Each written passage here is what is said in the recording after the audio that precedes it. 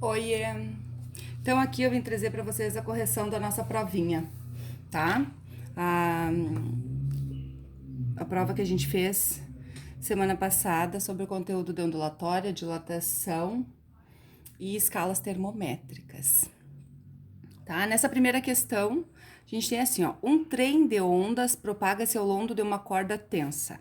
A figura a seguir representa a corda em 8 segundos, ó, eu tenho um tempo aqui, 8 segundos, após o início do movimento. Determine para essa onda o comprimento da onda. Então, a primeira coisa que eu quero saber aqui é o comprimento. Depois, quero saber a frequência, o período, a velocidade de propagação e a amplitude. Bom, se eu tenho numa malha quadriculada aqui o nosso gráficozinho, eu sei que cada quadradinho mede 1 por 1. Então, aqui eu tenho 1, 2, 3, 4, 5, 6, 7, 8. Eu tenho 8 quadradinhos. Eu tenho 8 centímetros entre uma crista e a outra crista. Então, meu comprimento de onda vai ser 8 centímetros, que é a primeira que pede aqui. Depois, pede a frequência, né? A nossa frequência é quantas voltas ela deu, número de voltas, dividida pelo tempo, que eu tenho aqui nesse desenho. Se a gente contar daqui, ó, até aqui eu tenho uma volta, até aqui eu tenho 2 voltas, então eu tenho 2 voltas num tempo de 8 segundos. Isso aqui é 1/4, que é 0,25 Hz. Então, a minha frequência é 0,25 Hz. Depois do comprimento de onda, pede o período. O período é o inverso da frequência. Então, se eu tenho 2 sobre 8, eu vou ter 8 sobre 2, que vai dar 4 segundos. Ou dá para eu pensar também que ela faz 2 voltas em 8 segundos, e uma volta ela vai fazer em 4 segundos, tá? Que o período é o tempo para completar uma volta. Aí depois a velocidade é o comprimento vezes a nossa frequência. Então, vai ser 8 vezes o 0,25, que vai dar 2 metros a cada segundo, centímetros, né? Porque as distâncias estão em centímetros. E depois, eu quero saber também o comprimento, a amplitude. A amplitude é quanto ela subiu aqui do marco zero, da onde começou. Ela subiu 1, 2, 3, 4 quadradinhos, então ela subiu 4 centímetros. Aqui tem metros, guris, mas desconsidere, tá? É tudo centímetros. Aí fecha a letra A. A segunda questão da nossa avaliação aqui tá perguntando. A propagação das ondas envolve obrigatoriamente o quê? Isso aqui eu já cansei de falar para vocês, né? Que a onda transporta energia, tá? Então, a letra A é energia. A onda transporta energia. A questão número 3, a gente tem aqui, ó, uma onda transversal, né, propagando-se pelo espaço. Aqui nesse gráficozinho eu tenho distâncias, né, a distância aqui é o comprimento, e aqui eu tenho tempo que eu faço esse mesmo movimento. Então, aqui nós temos um pequeno detalhe, guris, ó. O comprimento da onda é de crista até crista. Então, eu tenho um pedaço a mais que tá me sobrando aqui dentro desses 30. Então, o que que eu tenho que fazer, ó? Se eu cortar em todos os vértices aqui, eu percebo que eu tenho 3 pedacinhos aqui, ó. Tô enxergando? Esses 3 pedacinhos juntam 30, e esses 3 pedaços têm que ser igual. Então, cada um deles vale 10. Então, meu comprimento de onda vai ser esses 2 pedaços valendo 10, que dá 20. Então, o comprimento de onda é de 20 metros, porque a unidade aqui tem metros. Depois ele quer saber período. Período eu vou ver no tempo, que é esse gráfico aqui, ó, tá? Eu sei que de um vale até uma crista, eu andei consecutivos aqui, eu andei 5 segundos. Então, o período é o tempo para dar uma volta completa. Então, saí de uma crista e cheguei na outra crista. Se daqui até aqui eu tenho 5, aqui eu vou ter 5 também. Então, meu período é 10 segundos. Depois pede a frequência. A frequência é o inverso do período, então é 1 sobre 10, que dá 0,1 Hz. E depois pede a velocidade, que vai ser o nosso comprimento, vezes a frequência, isso aqui vai dar 2 metros por segundo, que também fechou pelos valores a letra A. Depois da questão 3, nós temos a questão 4. A questão 4 fala que um conta-gota situado a uma certa altura acima de uma superfície deixa cair sobre um lago gotas a cada 3 segundos. Se essas gotas passarem a cair a cada 2 segundos, as ondas produzirão menor o quê? O que que vai produzir menor? Então, a gente tem aqui, ó, cai uma gota, tá pingando aqui, e ela vai formar círculos assim, ó, que são as ondas, tá? Aqui ela tá caindo a cada 3 segundos. Se ela começar a cair a cada 2 segundos, não vai dar tempo, né? Para essas ondas ficarem mais longe uma da outra aqui, ó. Então, elas vão começar a cair e ficar mais pertinho uma da outra, essas ondas aqui. E isso aqui, ó, é o comprimento da onda. E nesse aqui, o que que vai ser menor? Vai ser menor o comprimento da onda, porque a onda não vai ter tempo para abrir. Então, vai ter menor comprimento de onda. A questão número 5 fala que uma rolha flutua numa superfície de uma água. Tá flutuando lá. Uma onda passa pela rolha e executa então um movimento de sobe e desce. Ela fica subindo e descendo conforme está mostrando a figura. O tempo que a rolha leva para ir do ponto mais alto ao ponto mais baixo, daqui até aqui, é um tempo de 3 segundos. Ela demora 3 segundos para fazer isso daqui. E eu quero saber o período. Período é o tempo para uma oscilação completa. Então, ela tem que sair daqui, descer e chegar aqui de novo. Se daqui até aqui ela demorou 3 segundos, daqui até aqui ela também vai demorar 3 segundos. Então, isso aqui vai dar 6 segundos o meu período. Próxima questão. Aquela questãozinha chata que eu disse para vocês que ia cair na prova, né? Tá ali. Ó, o ser humano normal percebe sons com frequência variando entre 30 Hz e 20 kHz.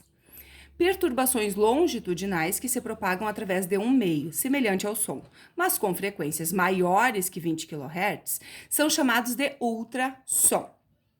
Na medicina, o ultrassom tem frequência entre 1 vezes 10 na 6 e 10 vezes 10 na 6, e é empregado para examinar de forma a forma e os movimentos dos órgãos internos. Admitindo que a velocidade de propagação nos tecidos do corpo, então eu tô falando do exame mesmo, né? A velocidade que essa onda vai se propagar no corpo da gente é de 1.500 metros por segundo. Eu quero saber o comprimento dessas ondas. Qual vai ser o comprimento da onda? Se eu sei que a frequência do ultrassom, ó, eu tenho uma frequência 1, que é a frequência mais baixa, que é 1 vezes 10 na menos 6, na mais 6 Hz, e tenho a frequência 2, que é 10 vezes 10 na 6 Hz. Isso aqui eu posso dizer que é 10 na 7, não esqueçam disso. Então, vou calcular o comprimento de onda. Vou calcular o comprimento da onda 1, que vai ser a velocidade dividido pela frequência, né? Dividido pela frequência. A velocidade vai ser 1.500, dividido pela frequência, que é 1 vezes 10 na 6. Isso aqui eu vou dividir, o meu comprimento da onda 1 vai dar 1.500, vai ser 10 na 2 ali, vezes o 10 na menos 6, que vai subir positivo. Comprimento da onda 1 vai ser 15 vezes 10 na 4 negativo, porque vai ficar ali. Isso daqui em metros, tá? Em metros. Se vocês perceberem, ó, não tem alternativa com esses valores aqui, já vou excluir eles. Então, todas as outras respostas estão em milímetro. E de metros para milímetros, a gente multiplica por 1.000. Então, vezes um 10 na terceira, que eu vou juntar ali, isso daqui vai dar 15 vezes 10 na menos 1, que é 1,5 milímetros. Então, ó, letra A ou letra B. O comprimento da onda 2 vai ser os mesmos 150, que eu vou escrever como 15 vezes 10 na 2, dividido por 10 na 7. Então, isso aqui vai ficar 15 vezes 10 na 2, vezes 10 na menos 7. Então, isso aqui vai ficar 15 vezes 10 na menos 5. Só que também eu vou passar para milímetros multiplicando por 10 na terceira. Então, vai ficar 15 vezes 10 na menos 2. Isso daqui é 0,15. Então, eu tenho 1,5 e 0,15. Colocando em ordem, fecha a letra B. Questão 7. A questão 7 fala que eu tenho uma barra metálica de coeficiente de dilatação. Aqui eu pedi para vocês arrumarem lá na hora que a gente fez a provinha, né? O coeficiente de dilatação é 2 vezes 10 na menos 5. a temperatura de 20 graus Celsius. Então, eu tenho a temperatura 1 de 20 graus Celsius. E essa barra metálica é colocada no forno. Após a barra atingir o equilíbrio térmico, verifica que seu comprimento aumenta 1%. Qual é a temperatura do forno? Então, eu quero saber a temperatura final do forno. É isso que eu quero saber. Gente, nesse exercício eu não tenho o comprimento inicial que a gente precisa e também não tenho a dilatação, porque se eu quero saber a temperatura, eu preciso da dilatação. Mas tá falando em porcentagem, ó, aumenta 1%. Então, a gente chuta um valor para o comprimento inicial e diz que aumentou 1% daquele valor. Então, vamos para ficar fácil o exercício, a barra tem 100 metros e ela aumentou 1 metro. Isso aqui só para facilitar as contas e eu conseguir achar, senão a gente vai usar letra, variáveis e eu sei que vocês não gostam, né? Então, aqui, ó, a dilatação vai ser o comprimento inicial vezes o alfa vezes a variação da temperatura. Comprimento inicial vai ser o LO vezes o alfa vezes, aqui eu vou abrir porque eu quero saber uma das temperaturas, vai ser TF menos TI. Comprimento inicial é 1. Opa, a variação é 1, o comprimento inicial é 100, o meu alfa é 2 vezes 10 na menos 5, aqui vai ser a temperatura final, menos o 20, que é a minha temperatura inicial.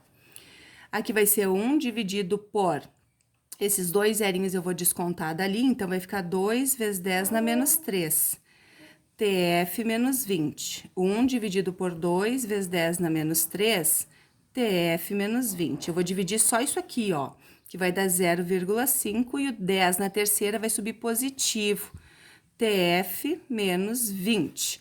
Isso daqui, se eu resolver, vai dar 500, igual a TF menos 20. Então, meu TF vai ser 500 mais 20, que dá os 520, que é a alternativa letra A, resposta.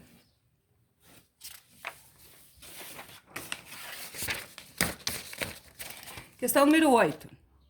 Questão número 8 está falando que num dia típico de verão, a gente vai utilizar uma régua para medir o comprimento de um lápis. Então, eu peguei a régua lá e medi o comprimento do lápis. Tava com a régua aqui, já não tá mais. Medi o comprimento do lápis, tá.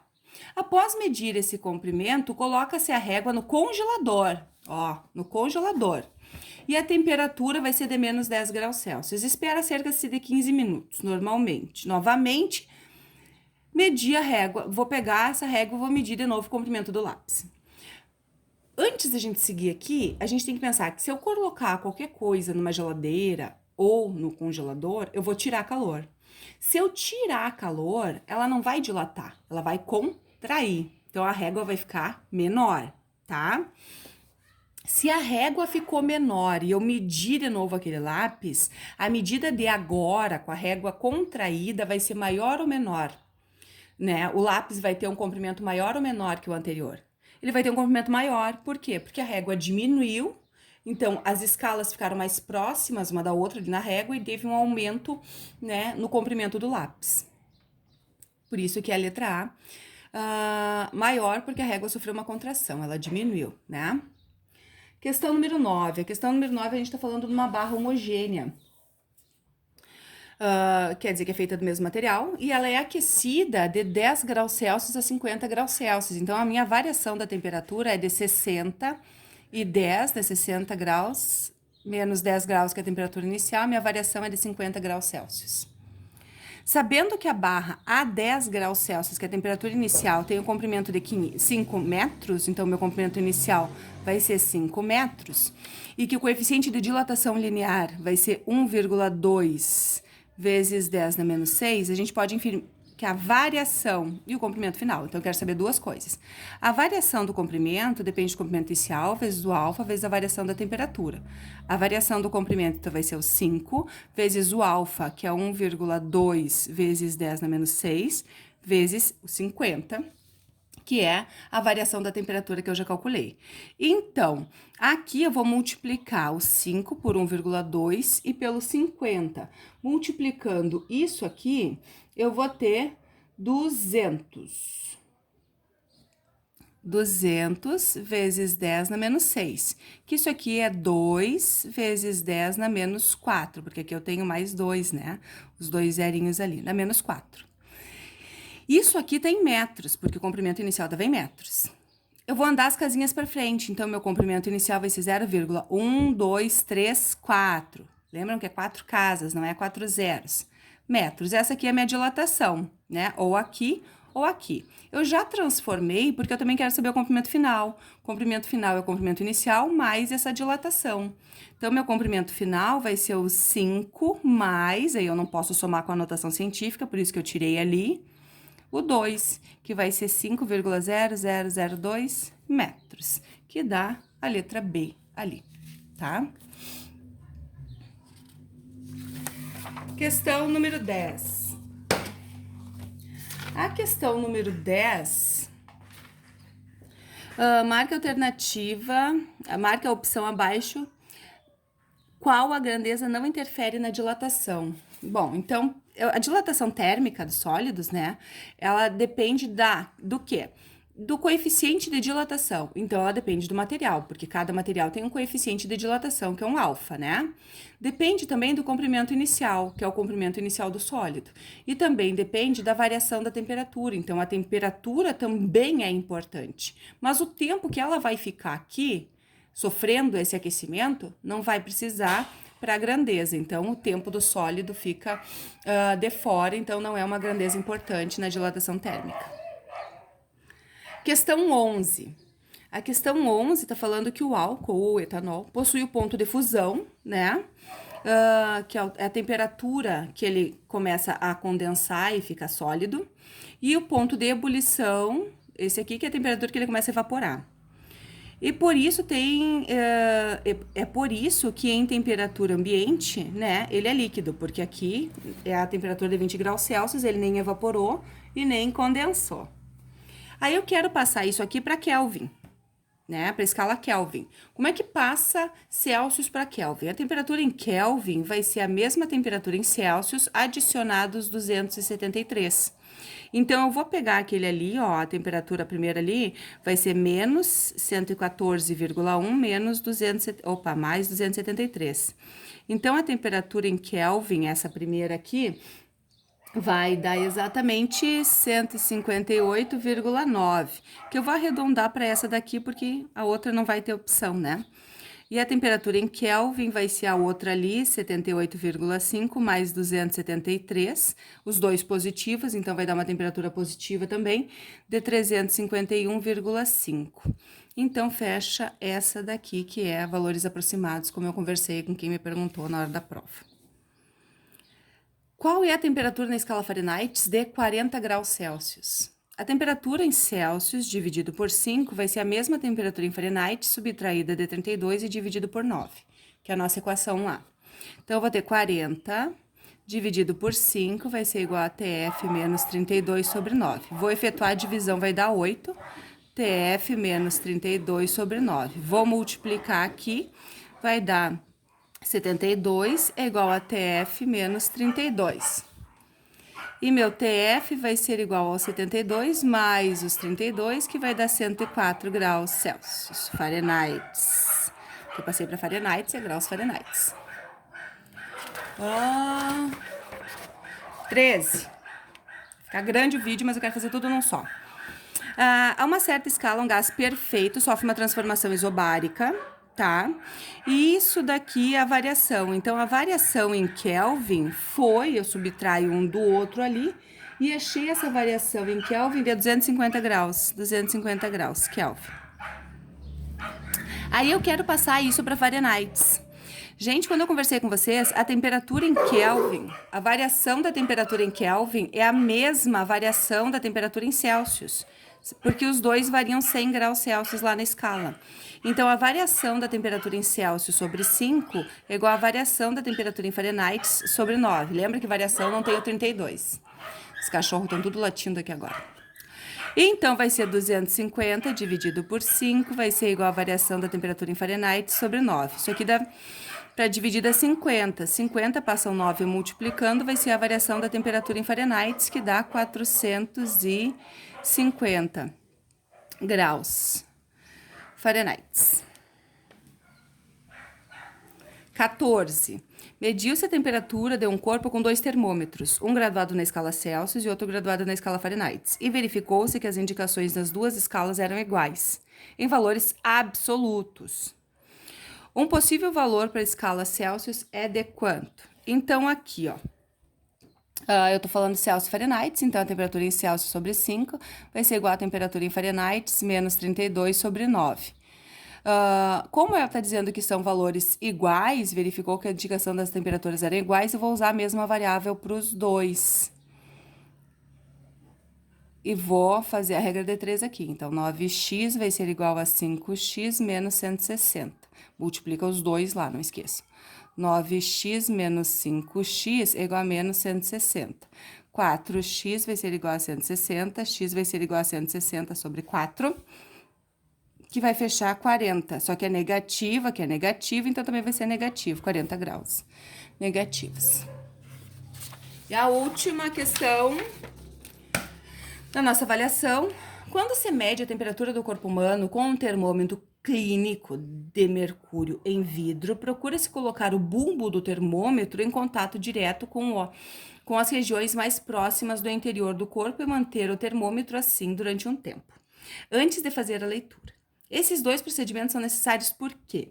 Primeira coisa, o termômetro, ele tem que entrar em contato com um órgão da gente, no caso aqui a pele. A pele é um órgão, né? E o órgão importante, porque a pele que regula a temperatura do corpo humano. Ela que vai dizer se a gente precisa de mais calor ou não, né? Por isso que no inverno a gente coloca mais roupa para ficar com o calor dentro do corpo, não para aquecer, mas para o calor do corpo da gente não sair. Tá? E também eu preciso deixar ali um tempo, esse termômetro ali tem que ficar um tempo para quê? Para haver a troca, né? E eles entrarem em equilíbrio, o corpo humano e o termômetro, para poder haver a marcação. Então, é preciso reduzir a interferência da pele, que é um órgão que regula a temperatura do corpo, e porque demanda de algum tempo para essa troca de calor entre o corpo e a pele e o termômetro se efetive. Então, fecha a letra B. Beijo para vocês. Até a próxima.